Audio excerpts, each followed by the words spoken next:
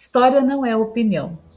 No vídeo anterior eu falei sobre isso, que construir, elaborar, desenvolver materiais paradidáticos voltados à história local, especialmente para auxiliar o trabalho em sala de aula, exige método, exige escuta, exige compromisso com a comunidade, com a sociedade. E lá no primeiro vídeo eu também falei sobre o cuidado na hora da elaboração desses materiais, especialmente voltados para a educação, para o patrimônio, a educação sobre a história local. E hoje eu quero falar um pouco mais sobre isso, aprofundar essa temática, porque ela é essencial, ela está presente nas normativas e na legislação da educação. Mark Bloch já nos ensina que a incompreensão do presente nasce fatalmente da ignorância sobre o passado.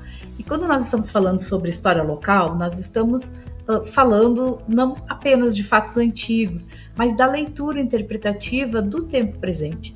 E os jovens, nossos alunos, eles precisam ter este respaldo, né, de materiais paradidáticos sobre a história local, justamente para aprender a construir essa leitura e a se posicionar enquanto também um personagem da história do seu tempo. Né? No primeiro vídeo eu mencionei que registrar a história é um ato de responsabilidade, não só registrar a história, mas também a preservação do patrimônio, o cuidado com o patrimônio cultural, que tem diferentes formas de se apresentar numa comunidade, e ele também exige essa responsabilidade, essa necessidade para que o desenvolvimento ele seja sustentável. O passado não necessariamente precisa desaparecer para que novas camadas da sociedade se construam. Pelo contrário, é possível desenvolver isso, e os municípios que conseguem explorar no bom sentido, da melhor forma possível o seu patrimônio natural, arquitetônico, artístico e material, têm um desenvolvimento que se sobressai em relação aos outros. E ensinar sobre isso é fundamental. O sociólogo Mauricio Albanks, ele nos fala que a memória ela é construída socialmente e sustenta a identidade dos grupos, eu diria dos diferentes grupos, né? E uma cidade que não registra essa trajetória, ela perde as suas referências. E no vídeo 2, quando eu afirmei que história não é opinião, foi exatamente para reforçar que identidade não pode ser construída sobre versões soltas.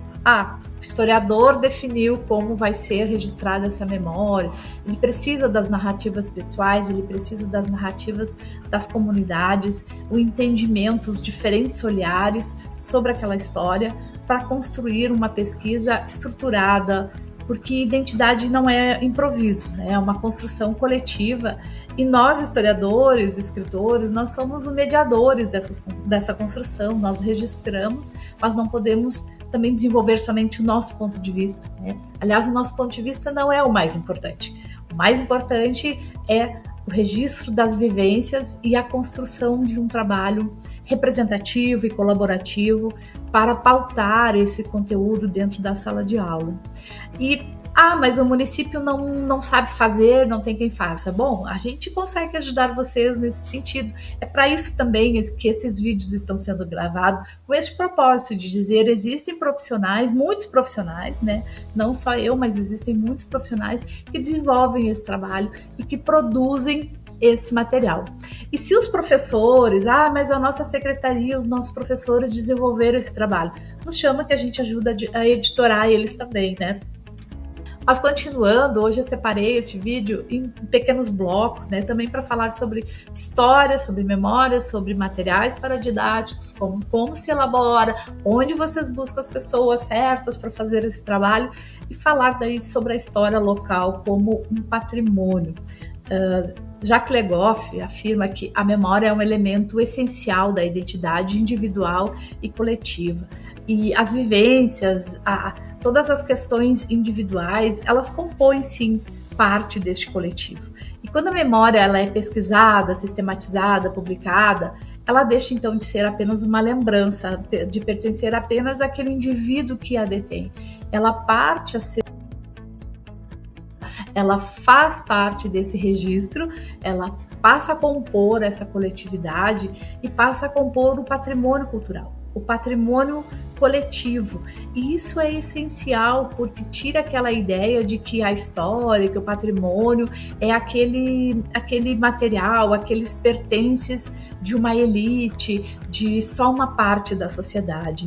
Toda memória, toda história faz parte da coletividade e todas elas têm o mesmo valor e elas precisam estar registradas.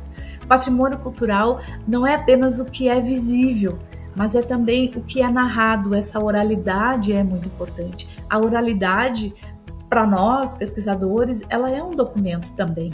Assim como outros elementos que não falam necessariamente por si, mas eles estão presentes, eles compõem uma parte, uma fração. Nós temos esse trabalho de juntar todas essas partes e construir e elaborar pesquisas e trabalhar esses dados, essas informações, para que elas se perpetuem, porque o livro faz isso, o registro faz isso, ele consegue perpetuar o que talvez se perderia logo ali adiante. E isso é muito importante, e as crianças precisam, jovens, e todos nós, né, precisamos nos apropriar desse processo, desse conhecimento. Então, a cultura, o patrimônio, eles são bases de uma estrutura sustentável. Se fala tanto hoje, né, em desenvolvimento sustentável, em sociedade sustentável, e o patrimônio, ele é a base dessa sustentabilidade, porque ele permeia as questões naturais, as questões específicas de cada local, de cada município, e ele precisa ser conhecido, ser apropriado por todos, né? Por todos os estudantes, professores, profissionais e principalmente os gestores também, porque afinal de contas muitas decisões são tomadas, né, e precisam ser levadas em conta esse desenvolvimento sustentável e que o patrimônio é a sua base. Inclusive a Unesco, ela já reconhece que a cultura é uma dimensão fundamental do desenvolvimento sustentável, porque sem cultura não há pertencimento, sem cultura não há continuidade e não há base simbólica também para esse crescimento social, esse desenvolvimento econômico. E, felizmente, eu acho até que o Brasil demorou muito a entender que o patrimônio, a cultura, é um ativo nas diferentes formas, seja nas iniciativas privadas, um empreendimento turístico que leva em consideração, por exemplo, as questões simbólicas, as questões materiais desse patrimônio, ele tem um ativo permanente, porque já está construído, já está consolidado. Assim também como já vem se fazendo essa leitura, esse entendimento do patrimônio imaterial como um ativo de desenvolvimento sustentável. O turismo, ele pode ser muito importante, ele é importante dentro dessa perspectiva do desenvolvimento sustentável. Quando uma cidade conhece a sua própria história, quando ela registra essa história, quando ela socializa, quando ela ensina sobre essa história, ela está fortalecendo a sua identidade, ela está valorizando os seus bens culturais, garantindo inclusive a permanência, a preservação, desenvolvendo tem a necessidade, né, de desenvolver políticas públicas de preservação.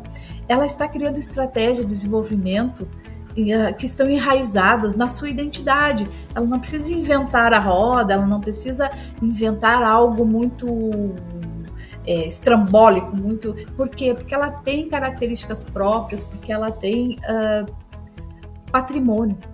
E o patrimônio é um ativo essencial do desenvolvimento, essencial na base das políticas públicas. E materiais paradidáticos é também uma política pública. Precisa ser vista dessa maneira, né? Então, o desenvolvimento que não preserva, o desenvolvimento que não nutre a sua identidade, ele vai gerando rupturas, ele vai fracionando as especificidades do seu próprio município. Desenvolvimento com identidade, ele vai gerar sustentabilidade, ele vai gerar renda, ele vai incluir, ele vai permitir que os diferentes grupos sociais façam parte e se compõem, né, como parte deste desenvolvimento. E isso é sustentabilidade, isso é pensar o futuro dos seus municípios, dos seus territórios. A relação da história com a cidadania. é muito permeada também pela elaboração de materiais paradidáticos, permeadas pelas pesquisas, pelos registros. Inclusive, eu costumo dizer, né, arquivos, bibliotecas e museus são instituições de inteligência. Por quê? Porque esses repositórios são essenciais para o desenvolvimento, para pensar o futuro, para buscar referências, inclusive para gerar muito mais praticidade na hora de pensar determinadas estratégias de desenvolvimento.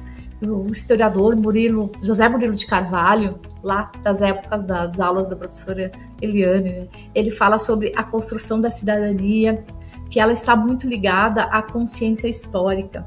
Então, não tem como eu me relacionar adequadamente, me sentir cidadão de um território, se eu não me aproprio dele, se eu não me sinto incluída dentro desse território, se eu não me sinto parte disso, se eu não estou convivendo com os diferentes grupos e interagindo com esse algo maior que é a história, que é o patrimônio. Então, isso precisa ser parte da minha vida e eu preciso me sentir parte deste território, deste patrimônio. Então, isso é essencial.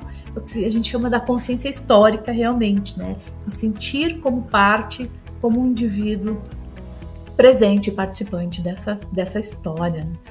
E também pensando, né, nas diferentes referências que a gente tem sobre essa estrutura do pensar a história, do pensar a cidadania, do pensar o patrimônio, o Eric Hobsbawm, ele nos fala que o passado é uma dimensão permanente da consciência humana. Também ele nos fala, né, de que não há nenhuma história cristalizada no tempo, e essas diferentes camadas que vão sendo construídas ao longo do processo histórico, elas são essenciais de serem conhecidas e de serem apropriadas, e elas precisam estar pautadas lá na sala de aula por meio de materiais paradidáticos. E é nesse sentido que a gente consegue ajudar vocês, ajudar as gestões, ajudar os municípios a desenvolver esses trabalhos, porque já viemos de uma longa caminhada de produção de materiais paradidáticos, justamente pensando nesses diversos links que o professor, eu brinco, a gente escreve, o professor faz a sua mágica lá na sala de aula, porque a gente já pensa todas essas possibilidades, esses registros de forma pedagógica, de forma que permite diferentes projetos e cada um vai dar a sua nuance, vai trazer o seu olhar, porque a gente sabe que cada turma tem a sua cultura própria ali, os seus interesses, e é importantíssimo fornecer esses materiais que subsidiem o trabalho e que subsidiem essa sustentabilidade, esse trabalho em rede. Não incluir a educação nesse processo de preservação e também nesse processo de construção de permanências é negligenciar a história local, é fraturar, como eu já comentei antes, é fraturar essa continuidade, e a comunidade vai perdendo parte da sua consciência coletiva, vai ficando em pequenos bloquinhos, e dali a pouco a gente está promovendo apagamentos. A cidade que não desenvolve esse tipo de trabalho, ela vai apagando memória, vai apagando histórias, vai apagando grupos sociais, e isso tem um custo muito alto, porque o indivíduo que não se sente parte, ele não cuida. A criança que não aprende como foi construída aquela praça, quem fez, por que fez, qual foi o sentido, porque não se constrói nada sem um propósito. E tudo tem propósito. Ele precisa entender esse propósito. Por que aquela comunidade tem uma sociedade de 100 e tantos anos? Aí ele vai aprender a história daquele lugar. Aquela história vai fazer parte da vida dele. Quando ele passar naquele lugar, ele não vai jogar uma pedra no vidro, ele não vai jogar o lixo no chão, ele não vai depredar, depreciar, ele vai lutar para preservar, porque aquilo ganhou um sentido. Tudo que tem sentido na nossa vida acaba nos comprometendo com ele. Então, ensinar sobre a história, ensinar sobre a preservação do patrimônio, sobre por que certas cidades têm as suas características, por que esse bairro é assim, por que essa rua ficou desse jeito, por que essa praça foi construída dessa maneira, por que aquele monumento foi colocado lá, ele vai entender as decisões das pessoas de outros tempos, porque tudo é permeado por alguma motivação. Aquelas decisões, aquele monumento está lá por um motivo específico. Ele precisa saber desse motivo. Ele precisa se apropriar desse motivo para que aquilo tudo faça sentido na sua vida. E quando esses elementos da história, da memória, da cultura local fazem sentido, eu me comprometo. E se eu me comprometo, eu cuido, eu protejo. Então, é importantíssimo que se pense os materiais paradidáticos que a BNCC, inclusive, nos orienta, né? Que o ensino em todas as séries sejam permeados pelas questões locais e pelas questões regionais, mas o professor só consegue fazer isso se ele tiver subsídio, se ele tiver materiais, porque nós sabemos bem como é uma carga horária de 40 horas, eu inclusive já trabalhei 60 horas em outros tempos, e isso não é fácil. Não é fácil desenvolver todas essas pesquisas e estar lá pautado com material bacana. Mas esse compromisso é das redes, né? Esse compromisso deve ser, né, das redes, de trabalhar em rede com professores e com os profissionais. E nós podemos te ajudar nesse sentido. Nos chame para fazer aí um projeto super bacana de história local, desenvolver de forma sustentável a educação, o patrimônio, a preservação e, sobretudo, a cidadania.